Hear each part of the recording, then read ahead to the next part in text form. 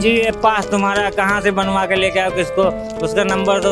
कहीं ना कहीं फीमेल सेफ नहीं है, क्योंकि यात्री भी बस में बैठते हैं तो उनके द्वारा भी उसको कई बार छेड़छाड़ करके उसमें खराबी आ जाती है। पैनिक बटन तो बहुत ज़रूरी है। नहीं देते हैं जी, बैठने के लिए नहीं देते हैं, बोलते हैं कि अलग से जाओ पीछे बैठो, जाके कहीं भी बैठो। सरकार कह रही कि डिजिटल होना चाहिए तो उसको पूरी तरीके से करना चाहिए और हर जगह करना चाहिए। इस वक्त हम केसरबाग बस अड्डे में खड़े हैं। उत्तर प्रदेश परिवहन निगम डेली 15 लाख यात्री यात्रा करते हैं। आइए इन लोगों से बात करते हैं और जानते हैं क्या उनको वो सुविधाएं सरकार द्वारा मिल रही है, क्या बसों में पैनिक बटन आज भी लगाया गया है। उत्तर प्रदेश परिवहन निगम राज्य सरकार द्वारा इसमें सबसे महत्वपूर्ण श्रेणी में आता है। तो चलिए देखते हैं और लोगों से बात करते हैं। मैम आपका नाम क्या है? पारुल गैश्वर। कहाँ यात्रा कर रही हैं? अभी गोंडा। गोंडा। आप गोंडा के लिए जा रही हैं। जैसा कि हम गोंडा वाले बस में बैठे हैं, आप देख सकती हैं कि तमाम बसों में पैनिक बटन का प्रावधान जो है वो ठीक तरीके से नहीं है। तो क्या आपको लगता है कि कितनी बड़ी लापरवाही है और कितना ज़रूरी है पैनिक बटन आप लोगों को? देखिए लापरवाही तो है, क्योंकि जिस हिसाब से अभी माहौल चल रहा है कंटिन्यू कहीं ना कहीं फीमेल सेफ नहीं है, फीमेल और मेल दोनों ही सेफ नहीं है। तो पैनिक बटन आई थिंक ज़रूरी है और चलता होना चाहिए, ये नहीं कि वो लगा है सिर्फ शो के लिए, ठीक। और प्लस ज़रूरी इसलिए क्योंकि कभी कभी रात में ट्रैवल करना होता है, कभी कभी दिन में ट्रैवल करना होता है। इवन दिन में भी सेफ़ नहीं होती है, कोई भी बगल में आके बैठ गया या जैसे भी हरकतें कर रहा है तो वो हमारे लिए कहीं ना कहीं अनसेफ है। तो आई थिंक पैनिक बटन तो बहुत ज़रूरी है और हर जगह होना चाहिए फॉर अ सेफ्टी पर्पस। दूसरा सवाल ये है कि आप यूथ हैं और डिजिटल इंडिया सरकार बहुत बोलती है कि डिजिटल इंडिया, उसके बावजूद हमें बसों में कैश देना पड़ता है और ऑनलाइन पेमेंट नहीं होती है। तो इस पे आप क्या कहेंगे? ऑनलाइन आई थिंक डिजिटल, अगर सरकार कह रही कि डिजिटल होना चाहिए तो उसको पूरी तरीके से करना चाहिए और हर जगह करना चाहिए। इवन खाली बसेस में नहीं, कई जगह पे डिजिटल पेमेंट का यूज़ नहीं होता है। कुछ जगह चलिए ठीक है, ई रिक्शा पे हो जा रहा है या ऑटोज़ में हो जा रहा है, बट हर जगह नहीं है। आप देख सकते हैं कि बस जब पूरी तरीके से भर जाती है तो कुछ सीटें आपको मिलती हैं महिला आरक्षण में।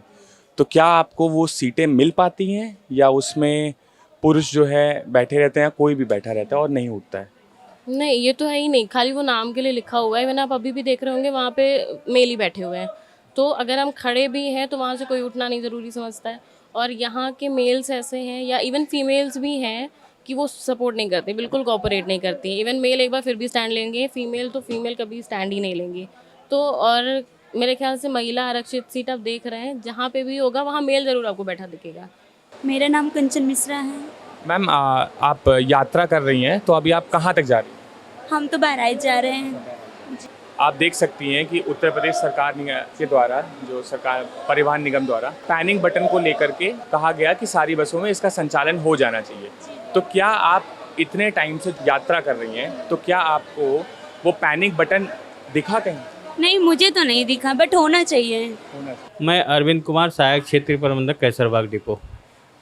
सर आपसे सवाल ये है कि उत्तर प्रदेश परिवहन निगम में टोटल 15 लाख यात्री जो है यात्रा करते हैं, तो उनकी सुविधाओं के लिए आप क्या ऐसा इंतज़ाम पुख्ता कर रखे हैं? परिचालकों को हम लोग जो है सहृदयतापूर्वक व्यवहार करने के लिए वो करते हैं और हर रूट पर जो है हम लोग लगभग प्रदेश के सभी मुख्य मार्गों पर बसों के संचालन करने के लिए अपने यहाँ से कैसरबाग बस स्टेशन से सीतापुर मार्ग, हरदोई मार्ग तथा बहराइच और गोंडा के लिए हमारी बसें संचालित होती हैं। और कितनी नई बसों का संचालन हो चुका है? यहाँ पर अभी परिवहन निगम में विगत 3 माहों में हमारे पास 16 गाड़ियाँ नई आई हुई हैं और उसके अतिरिक्त नई बसें हम लोग अनुबंधन करने की प्रक्रिया में हैं। 2023 में राज्य सरकार द्वारा पैनिक बटन को लेकर के, जैसे अभी आपने बोला, एक सुविधा लाई गई। जैसा कि हम देख सकते हैं कि बहुत बसों में पैनिक बटन काम नहीं कर रहा है, तो उस पर आप कुछ कहना चाहेंगे? पैनिक बटन को हम लोग समय समय पर इसको जो है परीक्षण करके उसका करते रहते हैं कि हाँ इसमें ठीक से काम कर रहा हो, परंतु चूंकि यात्री भी बस में बैठते हैं तो उनके द्वारा भी उसको कई बार छेड़छाड़ करके उसमें खराबी आ जाती है। चूँकि बस में कम से कम 450 से 500 यात्री डेली यात्रा करता है, तो कई बार उसको देख रेख में कमी हो जाती है, लेकिन फिर भी हम लोग उसको ठीक करवा कर, चूँकि संबंधित संस्था के द्वारा उसको किया जाना है, तो वो करके फिर हम लोग उसको ओके करके करवाते हैं। अगर जो उसके अतिरिक्त भी हम लोग अपने परिचालकों को यह इस बात में विशेष रूप से सेंसिटाइज करते रहते हैं कि कोई अगर इस तरह की समस्या होती है तो आप लोग तुरंत जो है 112 नंबर पर कॉल करके तथा संबंधित सहायक क्षेत्रीय प्रबंधक को तथा वहाँ के संबंधित थाने से संपर्क कर कोई ऐसी अप्रिय घटना होने से बचाएं। सर प्राइवेट बसों का संचालन आप देख रहे हैं कि बहुत ज़्यादा हो रहा है, तो यात्री जो हैं सरकारी बसों से ज़्यादा प्राइवेट की तरफ क्यों जाना चाह रहे हैं? नहीं, कैसरबाग बस स्टेशन से प्राइवेट बसों का कोई संचालन नहीं होता है।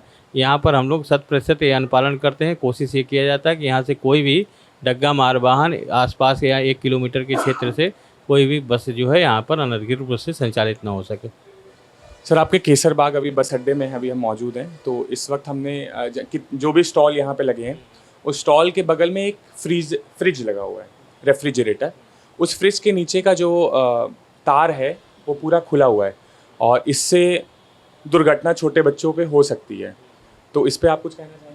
इसको हम लोग तुरंत निरीक्षण करवा लेते हैं और इलेक्ट्रीशियन से बनवाकर इसको जो है कवरिंग करवा लेते हैं। इसको अगर जो कोई कमी है तो उसको तत्काल दुरुस्त करवा लिया जाएगा। योगेंद्र कुमार शुक्ला। अभी आपके ARM साहब से बात हुई है, तो उनके द्वारा ये पता चला कि बस में जो पैनिक बटन का संचालन किया जाता है वो यात्री उससे कुछ ना कुछ ऐसा छेड़छाड़ कर देते हैं, तो ऐसा क्यों करते हैं? उनको ये चेक करते हैं कि इसमें है क्या चीज़ है, उसका गलत यूज कभी कभी क्या मतलब उसको उखाड़ ही दें।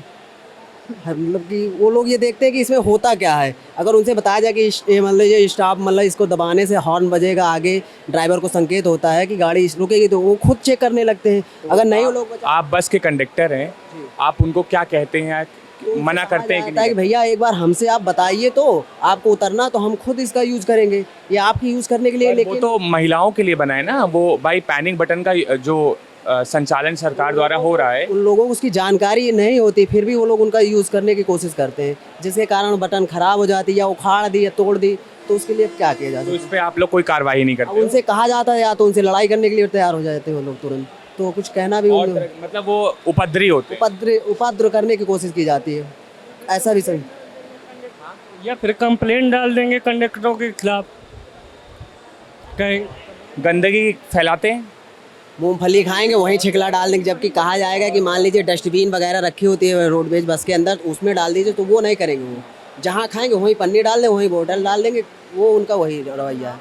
डिपो पर आएगी बस, फिर यहाँ पे कर्मचारी लगे हैं तो जाएंगे बसों में, साफ सफाई होगी, फिर इसके बाद काउंटर में लगा करती हैं गाड़ियाँ, फिर इसके बाद जाएगी। अच्छा, आप बस कंडक्टर हैं, आपसे ये एक सबसे महत्वपूर्ण सवाल ये है, बसों के आज भी किराया ऑनलाइन नहीं लिया जाता, इसकी वजह? कई मशीनों में ऑनलाइन की व्यवस्था है और कोई मशीनों में ऑनलाइन की व्यवस्था नहीं है। बस सरकार ये थोड़ा और कर दे जिससे ज़्यादातर तो आप कैश लेते हैं। हाँ, कैश लेते हैं, लेकिन जब मशीन में जैसे कोई पैसेंजर बैठा है, उसने कहा कि मेरे पास कैश नहीं है, या फिर हम अपने फ़ोन पे में करवाएंगे, या फिर उसमें QR कोड होगा तो हम उसी में डलवाते हैं। लेकिन ये होना ज़रूरी है कि मशीनों में QR कोड होना चाहिए। सर आपका नाम क्या है? मोनू मिश्रा। मोनू मिश्रा जी, आप दिव्यांग हैं, तो सरकार द्वारा एक सीट आरक्षित होती है, तो क्या आपको बसों में बैठने को सीट मिलती है? नहीं देते हैं जी, बैठने के लिए नहीं देते हैं, बोलते हैं कि अलग से जाओ, पीछे बैठो, जाके कहीं भी बैठो।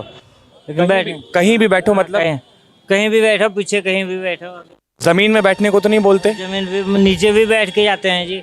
ये कौन बोलता है? क्या बस कंडक्टर बोलते हैं या कंडक्टर भी बोलते हैं? कंडक्टर ही बोलेगा, दूसरा कोई बोलेगा ही नहीं जी। कोई शिकायतें आपकी? और शिकायत जी, और क्या, बैठने नहीं देते हैं। कई बार बैठे रहता हूँ यहीं पे, रात 11 बज जाते हैं, 12 बज जाते हैं, 2 बज जाते हैं, कोई पता नहीं होता है। मतलब आपको बस में बैठने भी नहीं दिया जाता? बैठने भी नहीं देते हैं। क्या कहते हैं? कहते हैं जी ये पास तुम्हारा कहाँ से बनवा के लेके आओ, किसको, उसका नंबर तो पढ़ा लिखा हूँ नहीं जी, तो कहाँ से दूंगा उसका नंबर। अच्छा, मतलब आपको बेवकूफ़ बनाने की कोशिश की जाती है। अभी आया हूँ तो 224 रुपये का टिकट कटवा के तो आया हूँ मैं।